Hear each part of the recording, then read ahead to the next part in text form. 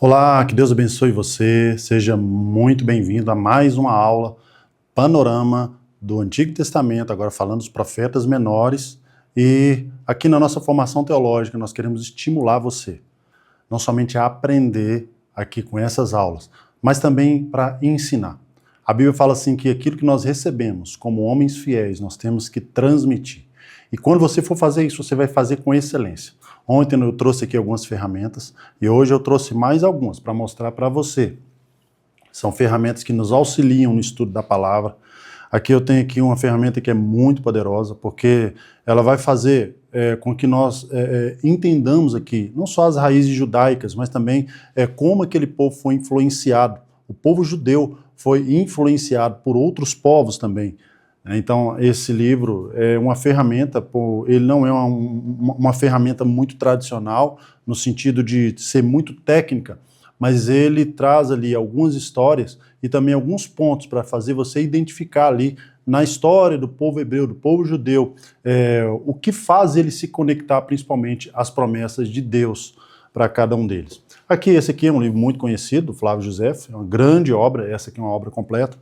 É uma ferramenta que eu costumo dizer que tem que ser de cabeceira. Tem muito conteúdo bíblico aqui, mas ao mesmo tempo tem ferramentas históricas preciosíssimas que você vai utilizar tanto no Novo quanto no Antigo Testamento no estudo da palavra. Então, se você tem essa ferramenta, essa é indispensável para quem quer realmente conhecer a palavra de Deus e extrair ali o máximo de nutrientes da palavra de Deus.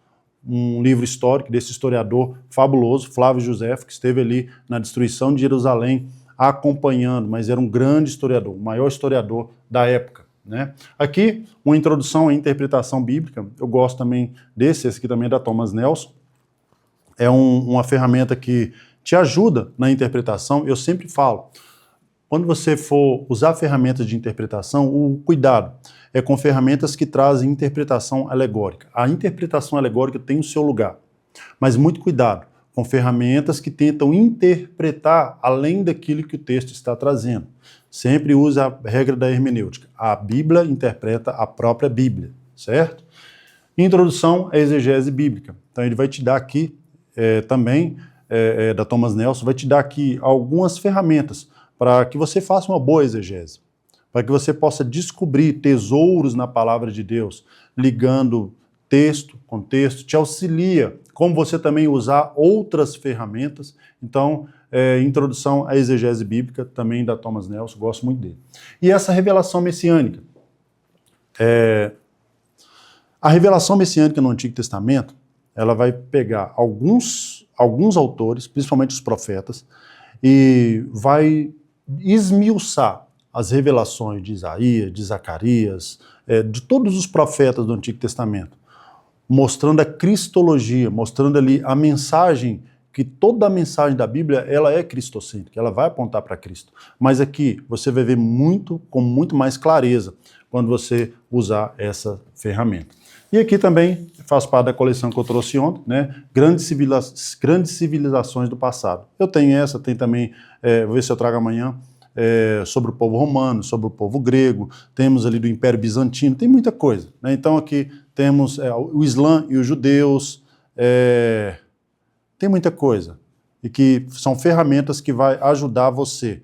Vai falar da diáspora dos judeus, quantas diásporas, vai ensinar sobre os povos que vieram contra os judeus, babilônicos, medo-persas, os romanos. Quem são esses povos? Então, as grandes civilizações do passado, certo? Vamos lá. Hoje nós vamos falar sobre o livro de Jonas. O livro de Jonas. Jonas é muito conhecido entre aspas. Algumas pessoas conhecem Jonas apenas pela história do peixe, mas o livro de Jonas é muito mais do que a história do peixe que engoliu Jonas. Nós vamos aprender um pouco mais aqui nesse panorama do livro de Jonas. O nome Jonas significa pomba, tá? Ele é da cidade de Gat-Hefer, da tribo de Zebulon, e ele foi escrito ali por volta de entre 785 e 760 a.C. Quem era o rei nessa época? O famoso Jeroboão II. Jeroboão II. Jonas foi contemporâneo de Amós e de Oséias. Você vai perceber que lá em 2 Reis, no capítulo 14, versículo 25, tem ali uma profecia de Jonas para o rei Jeroboão II. Qual que era o contexto da época? Nessa época, o rei Jeroboão, como nós vimos aqui também em Amós, como nós vimos também em Oséias, o contexto aqui é porque Israel ele vivia um momento economicamente forte, mas espiritualmente corrupto e decadente. E Jonas ele vai profetizar justamente nesse tempo. Nesse período, quem estava no império era a famosa Assíria, a potência mundial da época. E a Síria, ela ameaçava Israel e as outras nações. A Síria era um império sanguinário. A Síria tinha sua capital Nínive, e você vai perceber que os profetas vão profetizar contra Nínive, contra a queda de Nínive, né? Uma cidade violenta, uma cidade idólatra, uma cidade repudiada pelos profetas. Por quê? Pela sua brutalidade, pela sua violência. Toda a brutalidade e a violência que eles aplicavam nas guerras, a sua maldade, era totalmente repreendida pelos profetas da época, né? O propósito do livro aqui de Jonas é, principalmente, revelar, demonstrar a misericórdia de Deus, mas também como o ser humano reage a essa graça, a essa misericórdia. Então temos aqui 3 lições, temas e lições que são principais no livro. Deus é soberano sobre todas as nações. Ele não apenas sobre Israel. A misericórdia de Deus está disponível até para os piores pecadores. É uma lição. Terceira lição, a desobediência traz consequências, mas o arrependimento traz restauração. E a quarta lição desse livro, Deus ensina os seus servos através de experiências práticas. É o que nós vamos aprender aqui no livro de Jonas. Qual é a estrutura desse livro? Ele pode ser dividido nos 4 capítulos dele mesmo, né? No capítulo 1 é o chamado e a fuga de Jonas. O capítulo 2, a oração de Jonas ali na barriga do peixe. O capítulo 3, a pregação e o arrependimento de Nínive. E o capítulo 4, do 1 ao 11, a ira de Jonas e a misericórdia de Deus. Vamos lá então, o chamado de Jonas, aí no capítulo 1. A Bíblia fala assim, no versículo 1 e 2. Veio a palavra do Senhor a Jonas, filho de Amitai, dizendo: levanta-te, vai à grande cidade de Nínive e clama contra ela, porque a sua malícia subiu até mim. Deus vai chamar Jonas para ir até Nínive, a capital do império, essa capital da maldade, a capital sanguinária. E Deus decide perdoar esse povo. E o que ele vai fazer? Ele vai enviar o seu profeta até essa cidade com uma mensagem de arrependimento. E o que Jonas vai fazer? Jonas vai obedecer? Não, Jonas vai fugir. No livro de Naum, nós vamos falar um pouco mais, porque Naum vai falar sobre a queda de Nínive. Mas nós vamos falar um pouco mais sobre a crueldade. Acredito que você vai entender um pouco mais sobre por que Jonas foge tanto.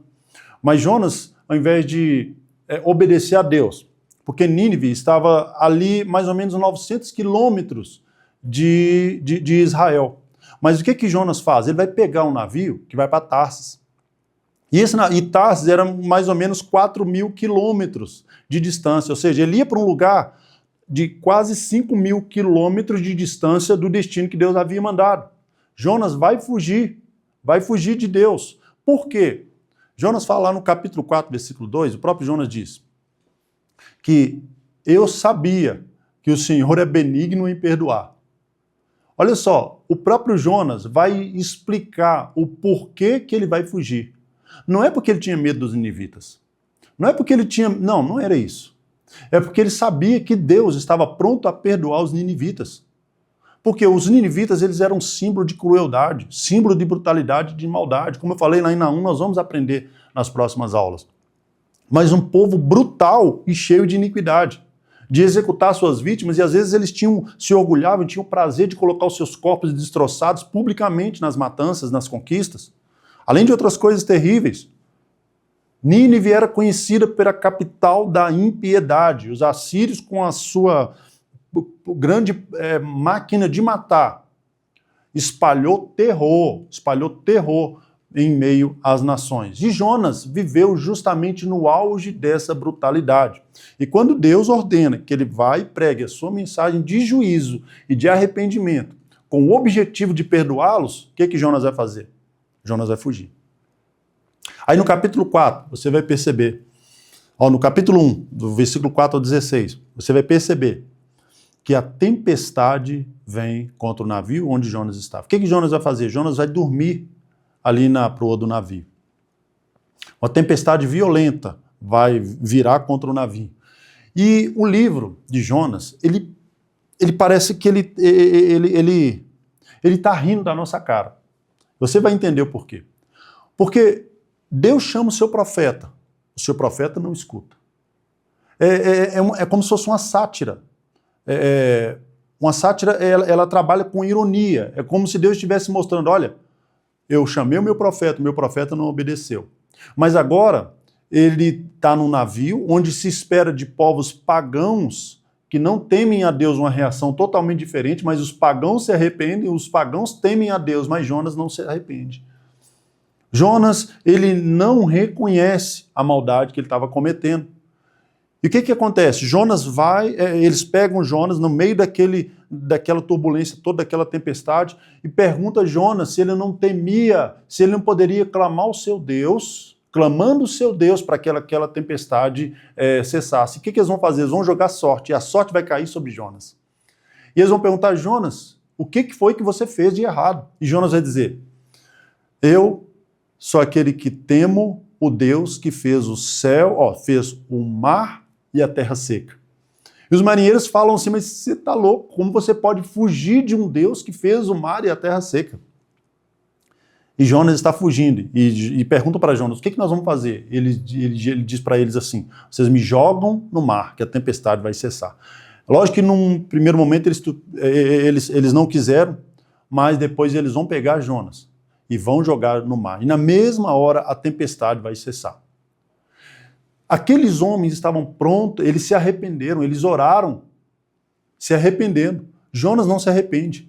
Só que depois, Deus, olha só, Deus primeiro, ele vai dar a ordem a Jonas, Jonas não vai obedecer. Agora Deus vai dar a ordem aos ventos, e os ventos vão obedecer e vão vir contra o navio. Agora, Deus vai dar a outra ordem que Deus dá é o grande peixe. Deus dá uma ordem ao grande peixe para engolir Jonas.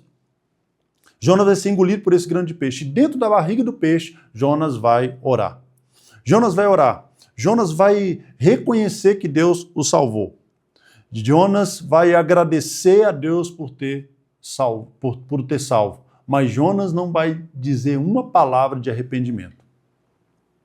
Nesse momento, quando Jonas ora, Deus dá uma outra ordem para o peixe.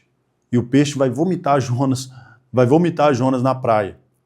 E Jonas, no capítulo 2, versículo 9, diz assim, mas eu, com grande voz do agradecimento, te oferecerei sacrifício. O que votei, pagarei. Do Senhor vem a salvação. Deus vai ordenar a libertação de Jonas. Jonas vai ser cuspido ali na praia. E depois Jonas vai seguir o seu caminho rumo a Nínive para pregar naquela cidade. Ainda 40 dias e Nínive será subvertida. Essa foi a mensagem de Jonas. Jonas continua relutante. Jonas ainda tem na consciência a perversidade do povo de Nínive. E pela mensagem dele você percebe a sensação que dá que Jonas quer sabotar a sua própria mensagem. Jonas não quer que aquele povo se converta. E Jonas vai fazer o quê? Ele vai pregar apenas por obrigação. A mensagem de Jonas ela é curta. Ela diz assim, em 40 dias Nínive será destruída. Jonas não fala para eles se arrependerem. Jonas não diz quem está mandando a mensagem. Jonas não vai dizer quais são os pecados que eles cometeram. A sensação é justamente essa, que ele quer sabotar. Ele não quer que a sua mensagem surta os efeitos necessários. Então, mesmo assim, aquele povo se arrepende. O rei da cidade de Nínive se arrepende. O povo todo se dobra diante de Deus, se arrepende com pano de sacos e cinza, e Deus não destrói a cidade. Por quê? Porque eles se prostraram em arrependimento, e arrependimento sincero. E agora o que Jonas faz? Jonas se ira contra Deus. Olha só, o capítulo 4, versículo 2 a 4. Ah, Senhor, não foi isso que eu disse, estando ainda na minha terra. Por isso me preveni, fugindo para Tarsis, pois eu sabia que tu és piedoso e misericordioso, tardio em irar-se e em benignidade te arrependes do mal. Jonas vai ficar irritado com o fato de Deus perdoar os ninivitas. Ele queria porque queria a destruição daquela cidade. E ele chega e ele dá essa mensagem, a mensagem dele, ainda 40 dias e Nínive será subvertida. Ele não vai mencionar Deus, não vai trazer o recado, mas eles vão se converter. A mensagem dele não deu muito certo. E o que Jonas vai fazer? Jonas vai se arrepender com tristeza, vai se assentar depois, ao longe, no sol, olhando para ver se o povo da cidade se arrependia do seu próprio arrependimento. Aí no capítulo 4, versículo 1, mas isso desagradou extremamente a Jonas, e ele ficou irado. E orou ao Senhor e disse, Senhor, não foi essa a minha palavra, estando eu ainda na minha terra, por isso me atrevi, fugindo para Tarsis, pois sabia que é compassivo e misericordioso. Aí versículo 3, peço-te, pois, ó Senhor, tira a minha vida, porque é melhor morrer do que viver. Jonas preferia morrer do que conviver com um Deus que perdoaria os seus inimigos. Jonas preferia morrer. Jonas parece estar louco. Aí no capítulo 4 ainda, versículo 5, então saiu da cidade e sentou ao oriente da cidade, e ali fez uma cabana e sentou debaixo dela, à sombra para ver o que aconteceria à cidade. A expectativa dele é que os ninivitas se arrependessem do seu arrependimento. E aí depois Deus viesse com a sua ira e acabasse com a cidade. Só que a Bíblia fala no versículo 6 que Deus fez nascer uma aboboreira, uma planta sobre Jonas para esconder Jonas do sol. A Bíblia fala assim que Jonas se alegra. Deus dá uma ordem à terra e a terra faz brotar uma planta. A terra obedece, os ventos obedecem, a planta obedece. Agora Deus, depois de um dia de sombra para Jonas, Deus vai enviar, vai dar uma ordem a um verme e o verme vai obedecer. Porque Deus dá uma ordem para o verme comer a planta que estava cobrindo Jonas. O verme vai comer a planta. E aí Jonas vai lamentar e chorar e vai pedir a morte porque aquela planta havia morrido. Jonas, por isso que eu falo que esse livro parece uma sátira, parece que ele está rindo da nossa cara. Por quê? Porque os marinheiros se arrependem, o povo de Nínive se arrepende, os cruéis se arrependem. A planta obedece a Deus. Os ventos obedecem a Deus, mas o seu profeta, que é aquele que deveria obedecer a Deus, não obedece. Ele não tem misericórdia. E aí o que Deus faz? Deus manda um verme comer a planta morre, e aí Jonas vai pedir a morte de novo. E Deus vai perguntar para Jonas se isso era razoável. Deus vai dizer, não teria eu compaixão daquelas 120 mil almas que estão ali em Nínive? Porque se você teve compaixão de uma planta que nasce hoje, mas já morreu e secou, como eu não teria compaixão daquele povo? Como eu não teria compaixão? Como eu não hei de ter compaixão da cidade de Nínive?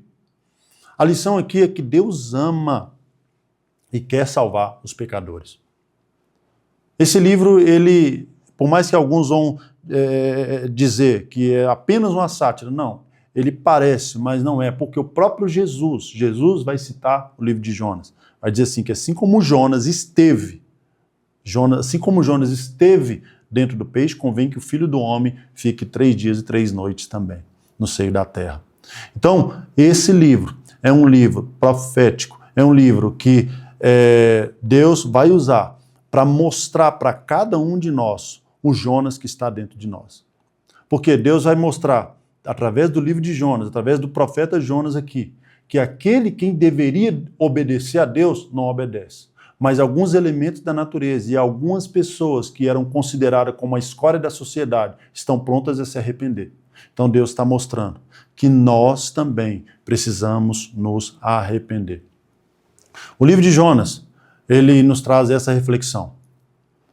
Eu aceito com tranquilidade o fato de Deus perdoar os piores pecadores. Deus não é aquele que tolera a maldade. Nós vamos ver isso depois no livro de Naum, que a cidade de Nínive será destruída. Mas Deus está pronto a perdoar. E essa é a mensagem do livro de Jonas. E amanhã estaremos mais uma vez com você, com mais uma aula aqui da nossa formação teológica. Que Deus abençoe você.